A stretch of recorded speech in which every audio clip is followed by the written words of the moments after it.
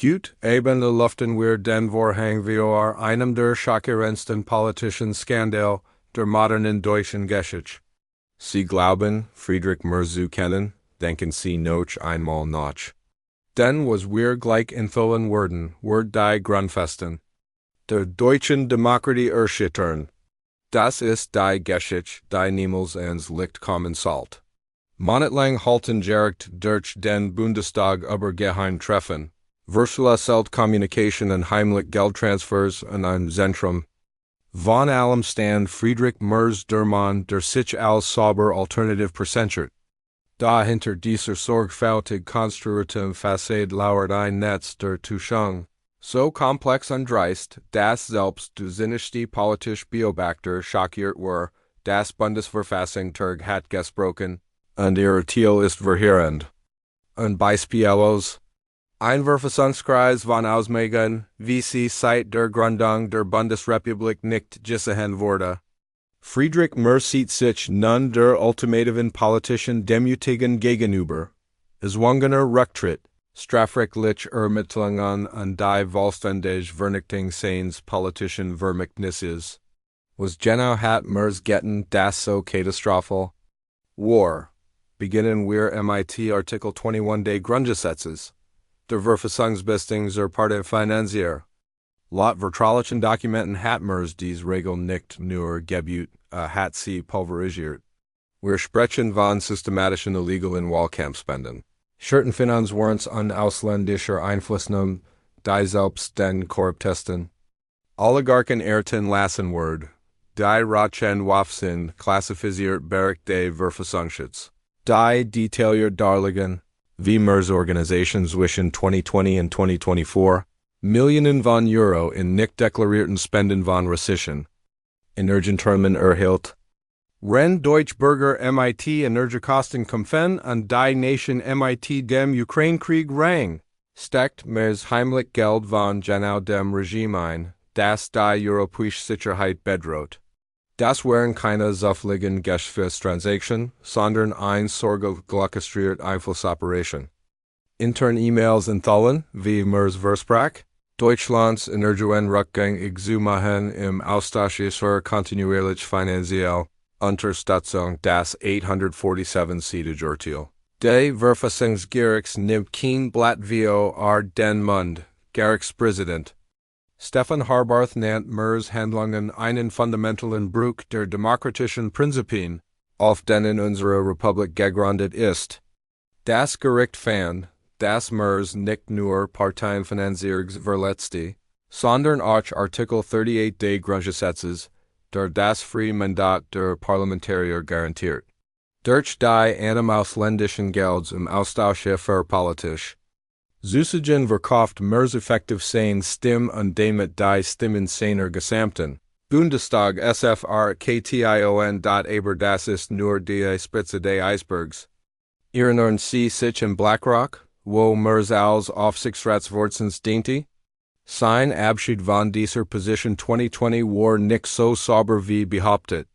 Laut Insider-Aussagen BlackRock-Führungskraft behielt Merz geheim finanziell Verbindungen zu dem Unternehmen während seines politischen Comebacks. Wir sprechen von einem Beratungsvertrag am Wert von 24 Millionen Euro jährlich, Aktienoption an einem aufgeschobenen Vergütungspaket, das in der reichsten Politiker der europäischen Geschichte gemacht hat. Hier wird der Skandal wahrhaft explosiv. Die Sozialdemokraten wussten es. Die Freien Demokraten wussten es, sogar Mitglieder von Merz's eigener CD wussten es und sie sagten nichts, weil sie alle in ihren eigenen Versionen desselben Spiels verstrickt waren. Die politischen Reaktionen sind verheerend. Grünen-Chefin Ricarda Lang hielt sich nicht zurück. Das geht nicht nur Friedrich Merz, das geht ein Kultur der Korruption, die ächsten Ebenen der deutschen Politik infiziert hat. Wenn unsere Demokratie in den Chefbetänden verkauft wird, sind wir überhaupt keine Demokratie mehr. Linkchef Martin ErschÜTTERN war noch vernichtender. Merz repräsentiert als, was mit dem neoliberalen Kapitalismus falsch ist, Rend. Arbeiten Familien kämpfen, ihre Rechnungen zu bezahlen, Bereichern sich politisch Eliten durch Korruption und Verrat. Selbst innerhalb seiner eigenen Partei sind die Messer gesucht. Genspan, EINS Tals, Merz Engster Verbündeter betrachtet. Diskutiert Berichten zufolge bereits in geschlossenen Treffen MIT der Parteführung über die Postmers Ara. Verfassungsrechtliche Implikationen sind erschütternd. Zum ersten Mal in der Geschichte der Bundesrepublik hat das Verfassungsgericht Artikel 18 des Grundgesetzes herangezogen. Die Bestimmung den Verlust von Grundrechten Missbrauch gegen die demokratische Ordnung erlaubt.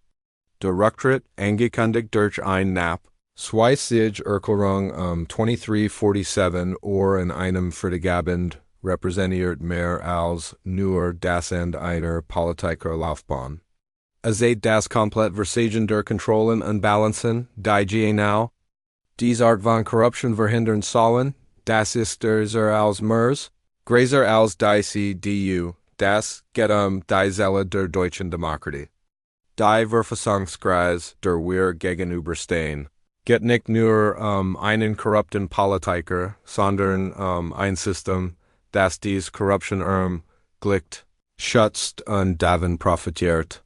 Wenn das Verfassungsgericht schlussfolgert, dass ein Parteführer die Verfassungsordnung fundamental verletzt hat, sprechen wir über die systematische Untergrabung demokratischer Legitimität selbst. Die Heuchelei ist atemberaubend. Ein Mann, der für Transparenz und Rechenschaftspflicht war der korrupteste Politiker seiner Generation, verwickelt in den dreistesten Verrat des öffentlichen Vertrauens in der modernen deutschen Geschichte. Die Vertuschung geht weiter. Quellen innerhalb der Bundesanwalt stehen darauf hin, dass Merz Fall nur der Anfang ist. Wir schauen auf ein Verschwör die sich über mehrere Partien, mehrere Institutionen und mehrere Regierungsebenen erstreckt, sagt uns ein Ermittler. Friedrich Merz mag der sichtbarste Täter sein, aber ist nicht der Einzige. Das geht viel tiefer als die meisten Menschen ahnen. Merz Rücktritt ist nicht das Ende dieser Geschichte, ist der Anfang. Es ist der Moment, in dem Deutsche Bürger entscheiden müssen, ob sie bereit sind, eine Demokratie zu akzeptieren, die den Reichen und Mächtigen dient, oder ob sie für eine Demokratie kämpfen werden, die dem Volk dient. Das Verfassungsgericht hat seine Arbeit getan, die Medien haben ihre Arbeit getan, jetzt ist diese Zeit für sie, ihr zu tun. Kontaktieren Sie Ihr Vertreter, fordern Sie Reformen, unterstützen Sie unabhängigen Journalismus, wählen Sie Kandidaten, die Firmen Geld abelnden. Beteiligen Sie sich im demokratischen Prozess nicht als Passivbeobachter, sondern als aktiv Wächter der Verfassungsdemokratie, wenn wir jetzt nicht handeln. Wenn wir diesen Moment nicht ergreifen, die deutsche Politik fundamental zu strukturieren, dann wird Friedrich Merz Jr. haben nicht weil seine Position behielt oder Konsequenzen vermied, sondern weil seine Korruption normalisiert, akzeptiert und letztendlich von der nächsten Generation politischer Führungskraft repliziert. Werden sein Wort, die Wahl liegt bei Ihnen Deutschland. Der Moment ist jetzt.